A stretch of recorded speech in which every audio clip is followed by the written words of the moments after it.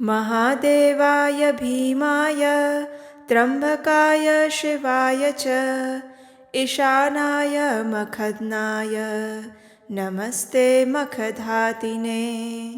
श्रावण मास से आरंभ होने वाले 16 सोमवार व्रत की आप सबको शुभकामनाएं।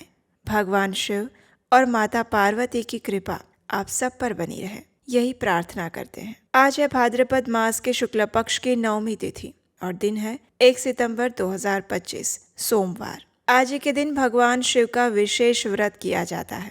सोमवार के दिन भगवान शिव आशुतोष की पूर्ण भक्ति भाव से श्रद्धा से पूजा अर्चना करके उनके निमित्त उपवास का पालन करके भगवान शिव को प्रसन्न किया जा सकता है। तो चलिए आज के इस शुभ और मंगल बेला में आज की सोमवार की इस पौराणिक कथा का आरंभ करते हैं। आइए आज की सोमवार व्रत कथा का श्रवण करते हैं। सूत जी कहते हैं, जो नित्यानंद में निराकार अंत से आदि शिव को जानते हैं वे परम पद को प्राप्त कर सकते हैं। जो संसार रूपी भवसागर पार कर सुख रूप से मोक्ष पाना चाहते हैं वह शिव जी की पूजा कर स्वर्ग और मोक्ष को प्राप्त कर सकते हैं। ब्रह्मचारी, गृहस्थ, कन्या, सुहागिन स्त्री अथवा विधवा कोई भी मनुष्य सोमवार को भगवान शिव जी की विधि पूर्वक पूजा आराधना करके मनोवांछित फल की प्राप्ति कर सकता है। सूत गोस्वामी सोमवार का महत्व बताते हुए एक कथा भी सुनाते हैं। तो चलिए हम भी आज उसी कथा का श्रवण करते हैं, जिसे सुनकर मनुष्य मोक्ष प्राप्त कर सकता है और भगवान शिव जी की भक्तिमय सेवा कर उनकी आराधना कर सकता है।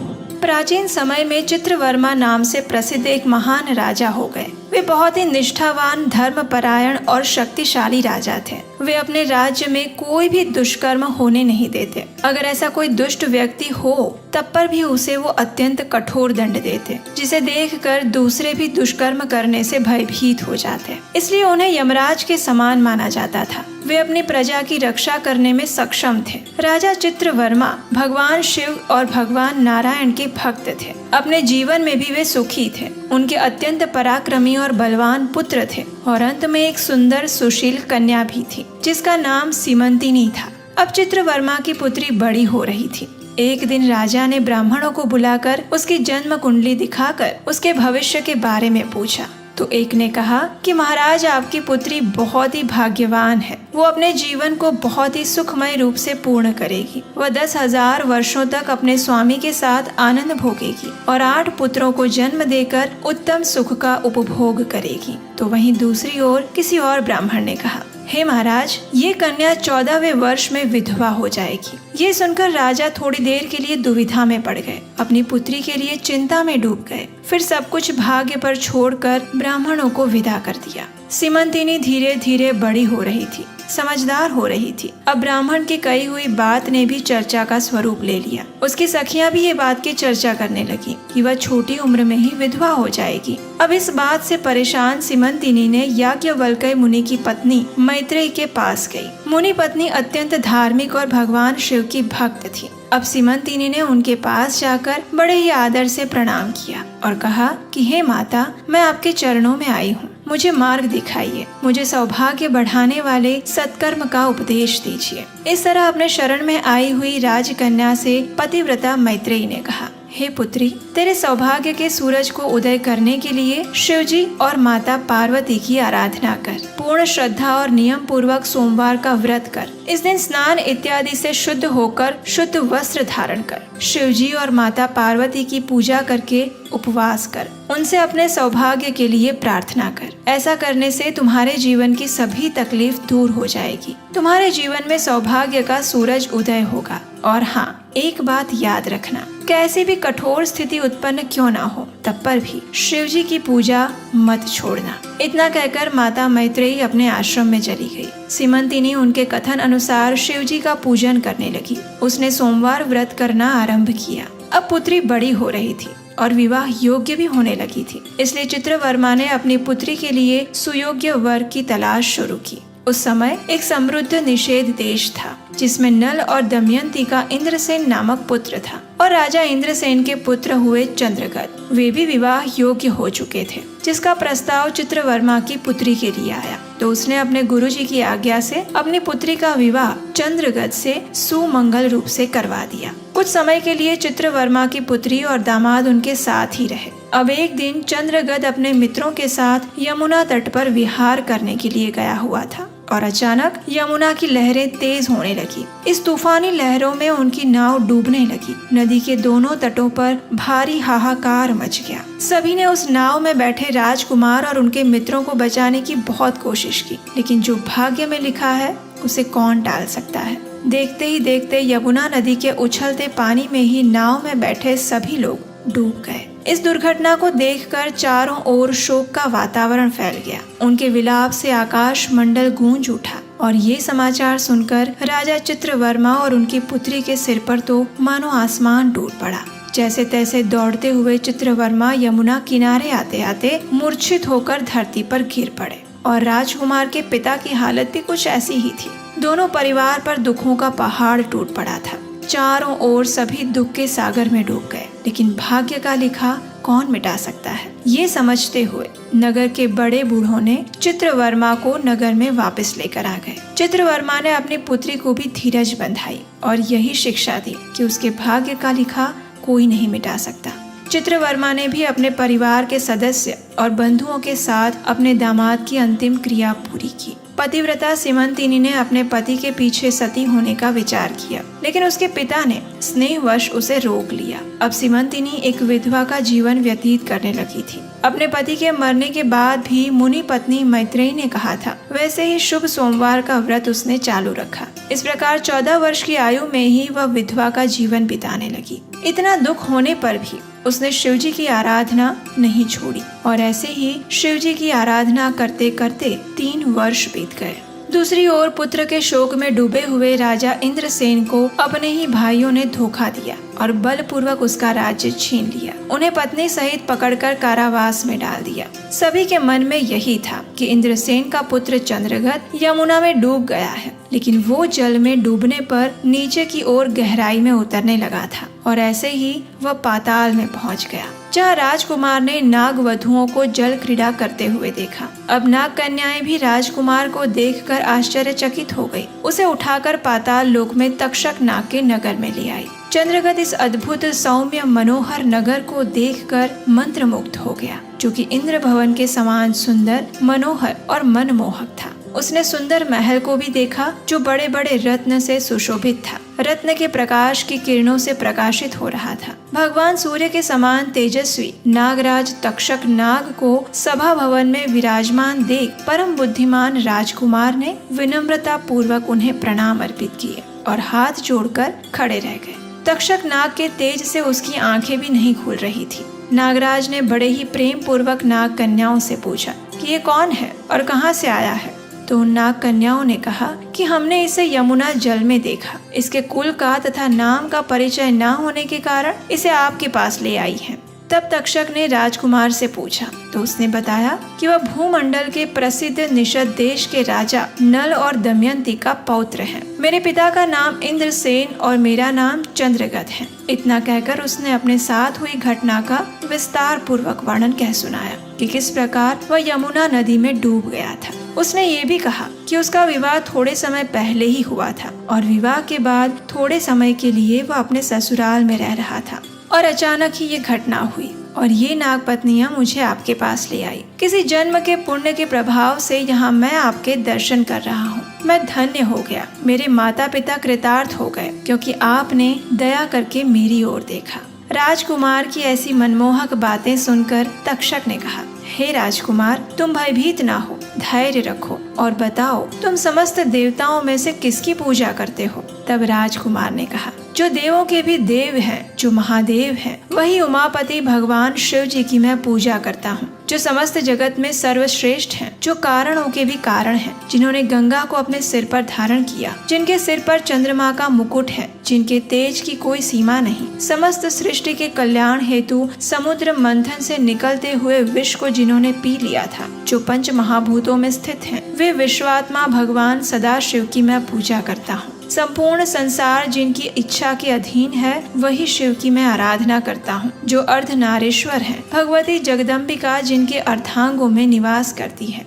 और हाँ, तक्षक और वासुकी दोनों नागराज जिनके कानों के कुंडल हैं, वही पार्वती पति महादेव का मैं पूजन करता हूँ। राजकुमार की ऐसी अमृत वाणी सुनकर तक्षक अत्यंत प्रसन्न हो गए। उनके हृदय में महादेव जी के लिए जो भक्ति थी उसका नव निर्माण हुआ। एक नए भक्ति रूपी सूरज का उदय उनके हृदय में हुआ। वे अत्यंत प्रसन्नता से बोलने लगे, हे बालक, तुम्हारी आयु छोटी है किंतु तुम्हारा हृदय आत्मज्ञान से भरा हुआ है। तुम बालक होकर भी सर्वोत्कृष्ट परात्पर शिव तत्व को जानते हो। मैं तुमसे अत्यंत प्रसन्न हूँ। यहाँ कोई दुख रोग पीड़ा नहीं है। यहाँ सर्व मनोकामना पूर्ण करने वाला कल्प वृक्ष है। यहाँ मृत्यु का भी भय नहीं है। बुढ़ापा और रोग की कोई पीड़ा नहीं होती। तो तुम अपनी इच्छा अनुसार इस रत्न लोक में जहाँ चाहो वहाँ विहार कर सकते हो और यथा योग्य सुख भोगों का उपभोग कर सकते हो। नागराज का ये प्रस्ताव सुनने के बाद भी राजकुमार ने बड़ी ही विनम्रता पूर्वक, समझदारी पूर्वक कहा, हे नागराज, मैंने उचित समय में विवाह कर लिया था। मेरी पत्नी उत्तम व्रत का पालन कर शिव जी की पूजा आराधना करती है और मेरे माता पिता का मैं इकलौता संतान हूँ। वे सब इस समय मुझे मरा हुआ समझकर शोक में डूब गए होंगे।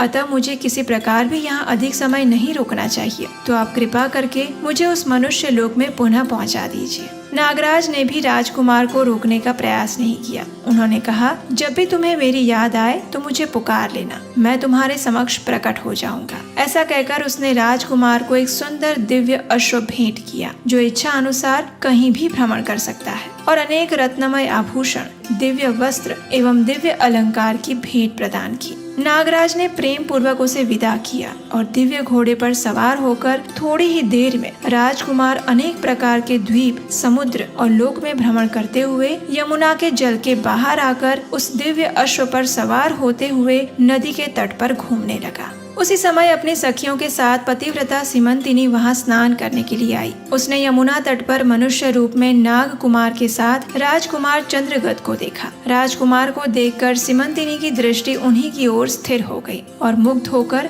वहीं खड़ी रही। अब राजकुमार ने भी उसे देखा। उसने मन ही मन में विचार किया कि इसे मैंने कहीं देखा है, लेकिन किंतु उसे पहचान नहीं पाया कि वो उसी की पत्नी है, क्योंकि सीमंतिनी अपने पति को मरा हुआ समझकर विधवा का जीवन व्यतीत कर रही थी और इस शोक के कारण वो अस्वस्थ और दुर्बल भी हो गई थी। इसीलिए राजकुमार ने उसे बुलाया और समीप बिठाकर पूछा कि तुम कौन हो, किसकी पत्नी हो और किसकी कन्या हो। सीमंतिनी भी लज्जावश स्वयं कुछ बोल नहीं पाई। तब उसकी सखियों ने सारी बात बताई कि वो राजा चित्रवर्मा की पुत्री सीमंतिनी है। उसके पति चंद्रगत की दुर्भाग्यवश यमुना में डूबने से मृत्यु हो गई है और उसके शोक के कारण ही उसकी ऐसी दुर्दशा हुई है। इतना दुख होते हुए भी उसने अपने सोमवार का व्रत नहीं छोड़ा। उसके व्रत के कारण वो यहाँ स्नान करने के लिए आई है। इतना सब होने पर भी वह निर्मल और शुद्ध हृदय से प्रत्येक सोमवार को भक्ति पूर्वक माता पार्वती सहित महादेव जी की पूजा आराधना करती है। और इतना ही नहीं, उसके ससुराल में भी महाराज और उनकी पत्नी को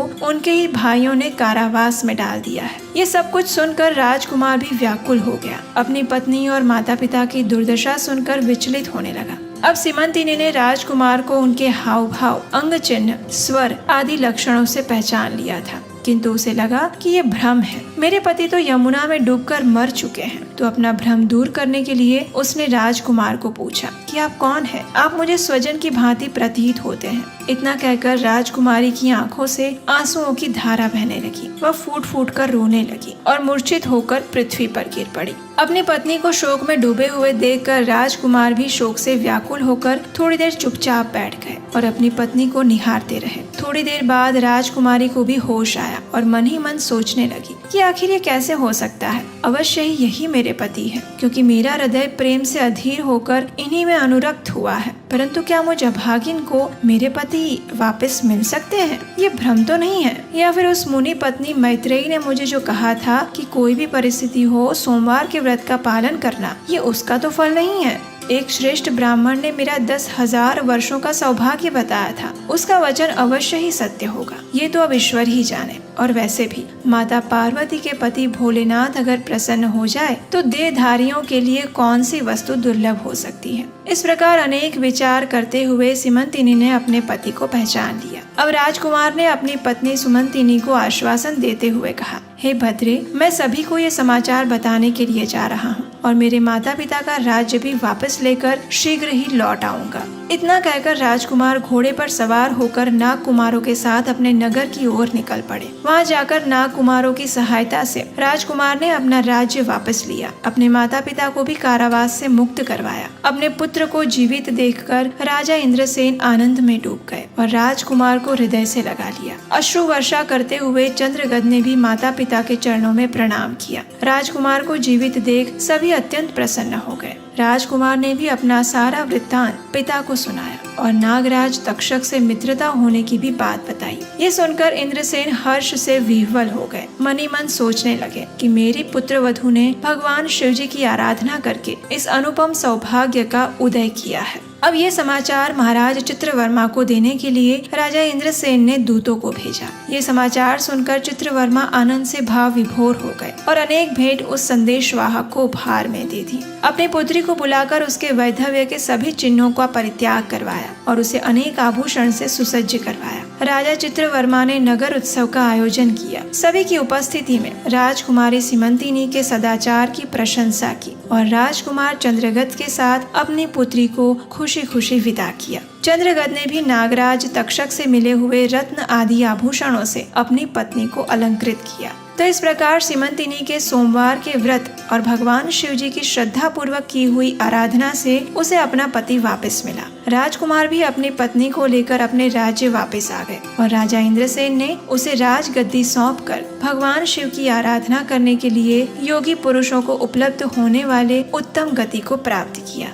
राजा चंद्रगद ने भी अपनी धर्म पत्नी सीमंतिनी के साथ 10,000 वर्षों तक सुखमय जीवन व्यतीत किया और 8 पुत्रों तथा 1 कन्या को जन्म दिया। सीमंतिनी भी प्रतिदिन भगवान महेश्वर की पूजा करती हुई अपने स्वामी के साथ सुख पूर्वक रहने लगी और अपने सोमवार व्रत के प्रभाव से अपना खोया हुआ सौभाग्य पुनः प्राप्त किया। तो ये थी स्कंद पुराण से ली गई आज के श्रावण मास के सोमवार की सुंदर कथा।